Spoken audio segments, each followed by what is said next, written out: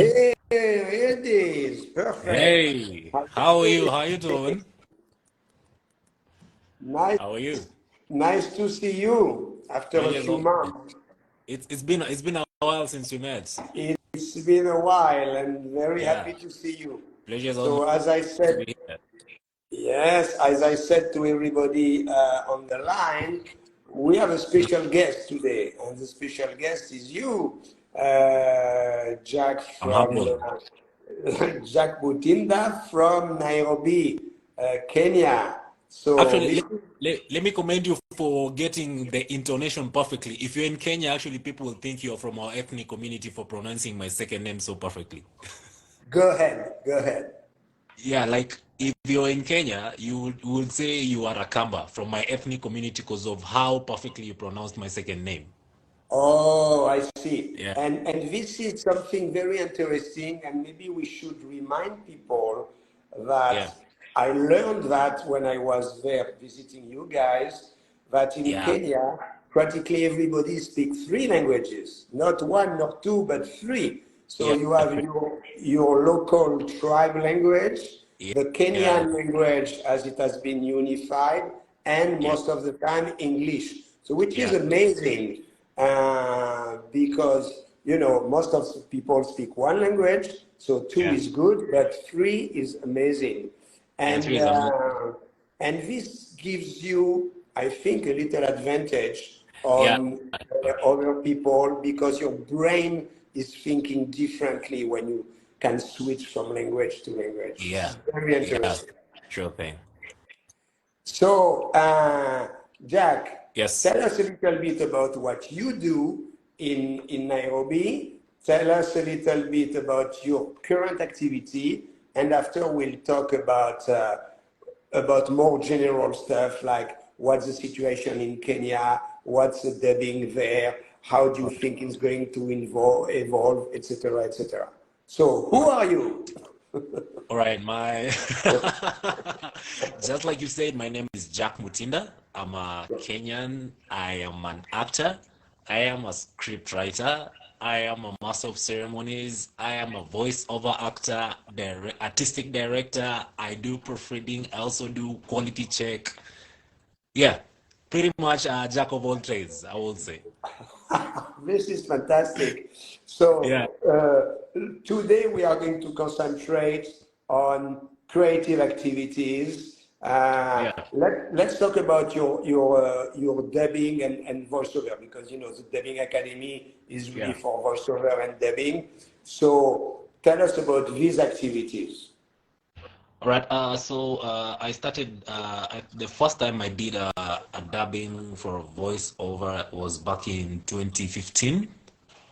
That was the very first time we did. We used to do a lot of Indian movies. We used to dub them in Swahili because we were taking them to the Tanzanian market. So now when High Venti came back, now the dubbing was diversified. Like the market wasn't only Tanzania, so we were not only doing voiceovers and dubbing in Swahili. We used to now we got exposed to doing documentaries for Netflix, even for other streaming platforms in the US and all over the world. And also now we had to do now animations. That's doing you dubbing an animated character. So now you have to become that character. I must say that was a very one of the best interesting challenges in the Of dubbing course. sector. Yeah. And uh, and so, what would you say about the ratio between voiceover work and dubbing work for you? Let's say, do you do more voiceover than dubbing, or the opposite? It's more dubbing. It's more dubbing as compared to voiceover for me. Yeah. Yeah, that Yes, is. that's great because you have a great voice anyway. Thank you. So you have to obviously get in characters when you do dubbing, and Yes. that's the fun of it, obviously. Yeah. Uh, so for you, what the main difference between doing voiceover job and dubbing job? How do you approach that? Voiceover and dubbing. Yeah, what's it for you? What's the difference, and what does it take for you to jump from dubbing, from voiceover to dubbing? Okay. In one, it's like you just like, let me give an example of when you're doing the BBC Yes. files. You're not supposed to show any emotion or anything. Like it's just a flat voice and everything.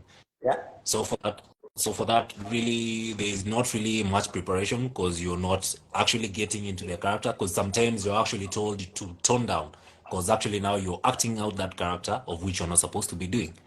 As compared now to the other projects where, when I get a project where I'm supposed to be the character, I first watch the entire project, like for the first time and the second time. Then for the third time, it's for me to internalize which character am I playing? How does this character relate with everyone else, every other character in that certain project? Like what what is the mood? What is the intonation? What is the personality? Like become that character, own it now, be that character so you can be diverse, you can change so that you avoid being a monotone when you're doing that project. Like you have to have that variation and differences when you're talking to different people, because even in real life, that's not how we talk to people. There are some people you relate to in one way and others relate to in a different way. So Of course. you have to encompass all that when you're doing that. You have to factor in all that and also now get the words they're saying, you know. So because if I know what you're saying, it will be way easier as compared to me having to read what is being said, because now for that I'll have to struggle. It's hard to get it right the first time because you're reading, Yes. your focus, your brain is focused on reading. But if you have an idea of what is being said, now what your focus should be on delivering it how it's supposed to be. So for me, I feel that's the major difference between the two. That's interesting. And in which language do you dub the most in Kenya? You dub in Kenyan or in local languages, in different African languages? What is the main language that you are using? Okay, for me, because I only speak Kamba, Swahili, and English, the one I've done most is Swahili. But you see at Transperfect Iventi, they do a number of local ethnic languages like Luo, there's Giriama, there's Pokomo, then there's also Ethiopian, there's also Rwandese, there's also Ugandan. So, but for me, the one I've done most is Swahili. Of Yeah, yeah. but we also do the English ones, but the Swahili projects are the ones which are the most. Sure, sure, Yeah, sure. So Swahili is your main dubbing language. yeah, Uh, and interesting. Tell us a little bit because I'm sure everybody on this call is very curious about what's going on in Africa. We don't go there every day, and it's one of the emerging markets. It's a pretty new continent for dubbing because you know the dubbing, the industry of dubbing started in the 40s, you know, in 1940, yeah, mainly yeah, in France, yeah, Germany, after Italy and Spain. But all these, you know, Asia, Africa came yeah. way later in the game in terms of dubbing. So, how big is the pool of actors? Let's say in Nairobi, how many actors do you have to do Swahili? Approximately, you know? Approximately the number of the actors. Yeah, Well, I'll put it in just high to have one. an idea. Yeah, just let's say roughly the high 100s. Okay, Yeah, yeah, but now you see, in that number, it's only guys okay, there are guys who can do voiceovers and they can dub because they understand the language. yeah. But the last time in the workshop which you held, we figured out there's way too much to learn for you to become a fine-tuned voice actor. So Hey, it's a to lot of fine-tune, work. yeah, it's a lot of work. It's a lot of work. I will concur with you because I was there and I learned so much from that workshop. So Good. I think for those fine-tuned voice actors, we have a long way to go. That pool is not a big one because some characters are really demanding, and that's a challenge actually most of the directors and the project managers go through, because someone really is really good in Swahili, they are very articulate, but once they go into the booth, the delivery is not there. You have to work with them like something that could take an hour, you have to be there for like 6 hours. Yeah, Like, of course. yeah, so because now there's okay, you know the language, but now the delivery, now the acting part, because voice acting for me is trickier than screen acting. Because for Absolutely. this, it's only the voice you're selling. You see, in the screen you can see me. Because so if I'm angry, my facial expressions could show. But if it's the voice, you can see my face. So I have to show it with my voice, which means I have to work extra hard. So in the pool of those fine-tuned voice actors, I feel we still have a long way to go. We still have so much to learn. Personally, I feel that. That's a very good remark, Jack. Yeah, And I think for me, it's the main difference between live action and animation on yeah, top of voice acting yeah, is that in live action you can act with your voice yeah. Sure, sure. because, and this is why probably most of the actors don't have the same voice in a Yeah, live action movie. You yeah, know, if you take Brad Pitt or any actor, you listen yeah. on the dub version. They all have different voices in the different countries. Yeah, But in animation, you have to change your voice ex- and you have to place your voice differently to try to find uh, almost similar voice to the animated characters. That was one of the subjects of the workshop I did in Nairobi. yes, And you are absolutely right. yeah, This is much more complicated. So, because you know this call is about the Dubbing Academy. Tell us a little bit about the Dubbing Academy because I know you are following it. Tell us a little bit how did the Dubbing Academy help you, and what would you wish to have more from the Dubbing Academy? And after we'll talk about our remote system and how it can help in Africa, you know, the remote recording system. So let's start with the Dubbing Academy. What did it okay, bring in Kenya? yeah.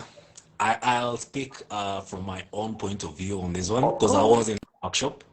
of So course. I would say I was super, super privileged to be a part of the workshop which you held in Nairobi, because I can tell you for sure that what I learned in that one day's workshop was way much than I learned all the way from back in 2015, as Oh it my regards to goodness. me as a voice actor. Yeah, because okay, there are many characters. You're told there's a character of a middle-aged man, a kid, or an old person. So you're told to change change your voice, sound like an old person or something. Yeah, You have like we found that we are struggling. Like it's a struggle for you to change those voices. But you see, with you, I realized for me to sound like an old person, I just have to do this. Placement, like voice placement. That's all it took. I don't have to like go crazy or do something out of this world. I just have to place my voice. yeah, If I want it to get deeper, I want to sound like an old person, I just go like this and I sound like an old person. just like If I want to that. sound younger, I just go forward, I sound like that. You see, that was a very, very, very major highlight of it. And I'm really glad that Being Academy came into Kenya and into Africa also as a whole, because those are the lessons, those are the skills that we need to learn for us to become better voice actors. Because if we do that, we can even tap into the international pool, because we speak Swahili, we speak English. So like when you come to Kenya, there are voice actors who can do English projects way better than some people elsewhere where English is their first language. You see, it's just because we know the language and now we've learned the art of voice acting Correct. professionally. Yeah. But so since 2015, nobody was telling you about voice placement? That's amazing to me. Yeah, that's it. You see, like it was that point when we did the voice placement, we were really eager and really like we were very happy to learn it. Sure, sure. Yeah, This is really amazing because for me, I'm a musician, and one of the key phrases of the Dubbing Academy is your voice is an instrument. Let's yeah, learn how to play it. yeah, Uh, it's like when you are a musician, let's pick an instrument. So the instrument you pick would be your voice. And yeah, after how to use it, I play the guitar myself. On the guitar, I can play rock and roll, I can play bossa nova, I can play jazz, I can play with the finger, I can play with a pick. It's all going to give different sounds and yeah, different music from the same instrument. So for me, it was natural to use my voice as an instrument. This is my guitar, and I can do yeah, whatever. I mean, I can try to do whatever I want with it, but it's a lot of work. And this is just the half of the problem, because yeah, after you have to act, and you yeah. have to use your instrument and act with your instrument. So Exactly. that's great. I mean, that's a great remark, and I'm glad it brought that to you. Now you see, you have a reason Tell me, to come back to Nairobi. I was talking to Faith, who is online uh, Uh-huh. this morning, and I will come back before the end of the year. So, Please do. You're most welcome. Please do. And please stay longer and this time. One day is not enough. We need more. okay, good, Yeah. good, good. We'll do something. All right. Tell me a little bit about Studio Next. Are you guys? What did Studio Next bring to Kenya? Is it something that you see as a progress? The Rhythmo band. Did you use the Rhythmo band before? Is it something new for you? Tell me a little bit about that.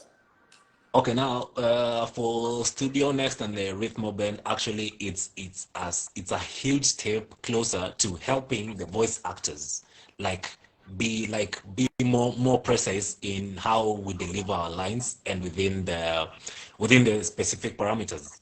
You see, like you're always in sync because with the Rhythmo Band, it will show you the speed of how you're supposed to be talking. Because if Correct. there's no Rhythmo Band, I'll be reading and end up like maybe I'll end my sentence way before the actor does, or the actor is done speaking, and I'm still in my lines. You see, Absolutely, and you don't know when to start, when to finish, and when to be in exactly. sync. Now you have to look for that pace. You have to look for how to pronounce those words because sometimes pace affects how you deliver your words. So sometimes you'll have the pace, it will be in sync, but I can't hear what you're saying. I just hear okay, it's in Yeah, sync. But what are you're just talking, you're not communicating. But you see, with the rhythm band, I can see this is what I'm supposed to say, and this is the speed. So as I look at the speed is already there. So I have to figure out now how I have to fit all these words in this with my character and delivery in mind. Yeah, yeah. So you think that you can concentrate more on the acting part and forget a exactly. little bit the technical part. Yeah, at least now it helps with the technical part because the speed is mostly for an actor. You just We are have not to talking read. about how fast or how slow to go. For the technician, they know this is what I do. It has to be from this time code to this time code. For me as an actor, I'm supposed to read those lines and deliver it. Now you see when you match the two, there's someone who's being affected, who's the actor. But you see, if now you help me with that technical aspect, the studio engineer doesn't have so much problem. Maybe if it's a pronunciation error, I can do a second or a third take as compared to when they Yeah. have to do like 7 or 8. Yeah, you know that the rhythm band, sometime as I said already a few times in this series, so I'm not going to spend too much time, but the rhythm band was invented by the French in the late 30s. In the late So late 30s, invented in uh-huh. France. And when you think about this technique, it's amazing that already in 1930 they started to use the rhythm band to do some dubbing, Yeah, and it has been used mainly in France, Canada, and Belgium, the yeah, Francophone countries. But now because before it was written on a film, it was somebody that was writing on a film, very small characters on a 35 millimeters. So it was very complicated to do, but now with digital rhythm band, you can write, you can change your text. It's very easy to do. And in fact, the rhythm band is really the ancestor of the karaoke. It's pretty much a karaoke. Yeah, because Exactly. I'm a karaoke host. So what happens with the karaoke videos is a rhythm band because it shows you how you're supposed. So if you fall out of sync, you've gone. You have to pick it up somewhere. You won't start from Correct. where you fell. Of course, it's already gone. Yeah. Correct. Actually, it's not that the rhythm band is a karaoke. It's the karaoke that is a rhythm band. Yeah, because, karaoke is a rhythm band. Yeah, sure. Karaoke is a rhythm band. because Yeah, sure. Yeah. and yes, and most of the people don't know that. This is very interesting. Yeah. So tell me a little bit. How do you see the dubbing going to be in a few years in Kenya? Do you see a lot of more product being dubbed, and you can start from the last 5, 10 years, because you started around 10 years ago. Yeah. So do you have more and more product? And what is your forecast for the next 5 years, let's say? All right. I can say for the past 10 years, it's grown. The dubbing industry has really grown because I can't think of a show which was in the local media stations which was dubbed. But I can tell you, like in the last 3 or 4 years, I can count more than 5 shows which have been dubbed, like they are Philippine or they're Chinese or for wherever, and they are in the mainstream media stations, the local TV stations. They're being shown there. Like it's a Chinese series, but you can see it maybe in Kenya. You can see it in Kikuyu, you can see it in Kikamba, my own ethnic language. You can see it Really, in that's Luo. amazing. It's really growing. And now you see, now if it's growing it has been growing with all those challenges. Now you see, when the technological aspect of it advances, it only opens up room for more and more growth. So in the next 5 years, I believe it will be a fully fledged industry. Yeah. There will be household names, like, if you want to deliver something like this, there's that special talent, the pool of talent, like you told us. Like, I know, if I want, there's just some people who you will always call on your first thought, because you know what they can deliver, their strengths, their weaknesses. So there will be that defined pool of talents, and I'm really happy I was there when this started. So I believe in the next 5 years, when you're coming from France or wherever you're coming, the first person you call is Jack. I pick you up from the airport, you go do your thing, you go back home. Yeah. So that's very funny.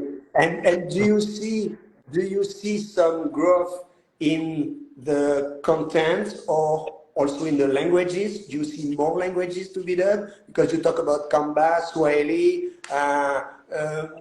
Do you have more local languages that are going to be dubbed? Yes, actually, because I'm giving you like comparisons from when I started in 2015 and right now. In 2015, we were only doing Swahili and Yeah. maybe a little bit of English. Right now, we're doing Swahili, we're doing English, we do projects in Kamba, we do projects in Luo, we do projects in Taita, we do projects in Oromo, we do projects in Kikuyu. Like, it's almost 10 local languages That's which fantastic. do all these things. Yeah. And And also, I know that Nigeria is also going to the same phase right now, yeah, because you guys are also dubbing in Nigeria, in Lagos. sure. That's interesting. So it's because I mean, Africa is a very interesting continent, uh, because you have an English part and a French part. Basically, Yeah. It's English to and keep French. it Yeah. to keep it simple. So the East would be more English and the West would be more Well, the more West is more French. Yeah. more French. Yeah. So, do you know what's going on the French side? Are they going to do a lot of dubbing, or you see that the dubbing is more developing in the English side? I believe it's even in the French side they have their local ethnic tribes and groups. So with the growth of and the emergence of digital media and the growth of the digital space, then like to appeal to more people, maybe there are some people who struggle with French. So these people, you need all these products dubbed in their local dialect. So that means that's an opening to the industry. There's some people who maybe they struggle with English. So they'll need this dubbed in Swahili, in Kamba, in Kikuyu, in Taita, in Giriama, in Luo. So that's another space which needs to be tapped. So Sure, it's sure. growing in both sides, yeah. Very interesting. Mm. So we are close to the end of this conversation, but we'll Mhm. do another one because you guys are bringing such a different experience about Yeah, the ability. But I think it's really interesting, and we can do more yeah, conversation. yes. Listen, what would you say? Tell me a little bit about a very memorable experience, something that was really special for you. Who finished well or finished bad doesn't matter because we all have problems, you know. Yeah, yeah, sure. A production, according to my experience, never goes smooth from A to Z. You know, Exactly. you always have a problem in the middle. Yeah. So tell me about one project that you did with a lot of problems and how did you get out from this nightmare? Okay. Just to see. I'll give you two. I'll give you two, okay? Sure. So let me start with this. Let me see if you'll recognize which character I'm playing. I really don't know what you're talking about here. Yummy, yummy, dum, de dum, dum, dum, de dum, dum, dum, de dum, dum. Do you know that character? So that could be, if it's an animation character, it could be Yosemite Sam, Tasmanian Devil, things like that. Cookie Monster. Oh, Cookie Monster, same kind of voice placement. And Very nice. that was my most memorable and that was the best one because I had now to have that animated sound and I had to learn Cookie Monster and like his personality. Like I know how Cookie Monster is. Cookie is not smart. Like his English is whack. So I have to be that guy. So what if maybe the translators don't really capture that? I will tune it because there's no way Cookie will speak perfect Swahili because his English is not perfect. So of course his Swahili has to be the same. So I remember the first time we did the first season, it was the most interesting time for me to be a voice Really? actor because I was doing a translation. I did Cookie Monster and I was also doing artistic directing for that project, and it was one of the best performing projects we've ever done. Like when we send that file, when we send that file to the client, when it came back after review, the the corrections which were there, Oh, I think we have little issues with the network. Can you repeat the last sentence? We had a little bit of issue with you talking on the oh, network. sorry about that. I'm saying That's like okay. Okay. when we deliver the last the final project to the client, it came back with like the corrections were less than half a page for a project which had 26 episodes. Oh my goodness. So that Yes. was that was my best ever. That was my best ever recording. Now on the flip side, there was a project we were given. It was a Russian project. I think it was if it's not Russian, it's Ukrainian. Okay. So these guys Close. they were speaking in their local language. So there are some translators who had translated it to English. So for us, we were supposed to do the proofreading, then do the corrections. So the translators who had done the job were not voice actors. So they didn't know how to translate the words so that the statements are in sync with what they're saying. Of course. So you find that someone in one of the characters might have spoken for like 30 seconds. These guys are very wordy, so whatever they say it really takes a lot of time and a lot of space. But now you find in the translation, what the translator has written and captured, it's worth only 10 seconds of screen time. Yeah, this guy has spoken for 30 seconds. Now, as a proofreader, how do I start trying to figure out what they have said? I have no idea what they're saying. I don't even know how they say hi in Russian, in Ukrainian. That was the most challenging project I've ever done. Now, hands down, that was the most challenging project I've ever done. We tried to weave around it, but that was like this close to impossible. Because we had to go back and Interesting. forth. We had to go back and forth with the translators and explain it to them. Please listen to what they're saying. You know Russian or you know Ukrainian. Please what now, and also read whatever you've translated with them so that you can see Because if it's sync. Yeah, yeah, because whatever you've because given us, it's almost impossible to work with it.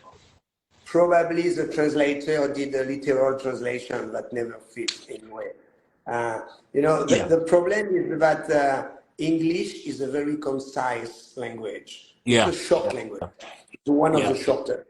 So I know for me, I speak a few Latin languages. The Latin languages, French, Italian, Spanish, are always very long. yeah, So when you yeah, do a translation, which we also call adaptation, we yeah, yeah, have to yeah, we have to reduce the text to make it sit. That's why yeah, we call that adaptation and not translation, because you yeah, adapt yeah, it to the length of the English. So exactly. is Swahili most of the time longer than English when you translate a normal sentence? Is it normally longer? Uh, um, Not in most occasions, but Swahili also tends to be longer. So you really have to find how to phrase whatever they're saying with the least amount of words possible. Because Swahili also tends to have many words. You can adapt something from English to Swahili, which is like 5 seconds. You can find a version of Swahili which is 5 seconds. You can find a version which is 10. You can also find a version which is 15. Oh my goodness! And Yeah, you have to. so Yeah, yeah. So if you get a translator who only knows how to translate, not to adapt, yeah. you're in a mess. You are in a Yeah, problem. Look, yeah, Jack, this has been a great pleasure to talk to you as usual. yeah, yeah, yeah. And I think I'm going to tell my colleagues we can do a follow-up session with you, but Yeah, sure, sure. this time I would love to do a similar event with you, but you don't come with as an actor, you come as a dubbing director, Okay. and uh, and we'll uh, and we'll talk about your challenges as a director. So Yeah, it's another point of view from you. So think yeah. about that, and we'll organize another event on another episode of our series, and you come as a director. That would be All right, no great. problem. It will be my pleasure, and I'll be humbled to be there again. This has Okay. been very awesome, so I'm really looking forward to another session. Thank you so much. Yeah, So, everybody, thank you so much. This was Jack Mutinda from Nairobi. It was the Art of Dubbing Shared Secrets. It was episode 7, and we look forward to find everybody again next month for another episode. yeah, Jack, sure. thank you very much, Thank and you so thank you much. everybody. Bye bye. Asante sana. Bye bye. All right, bye, bye. See you around. Bye.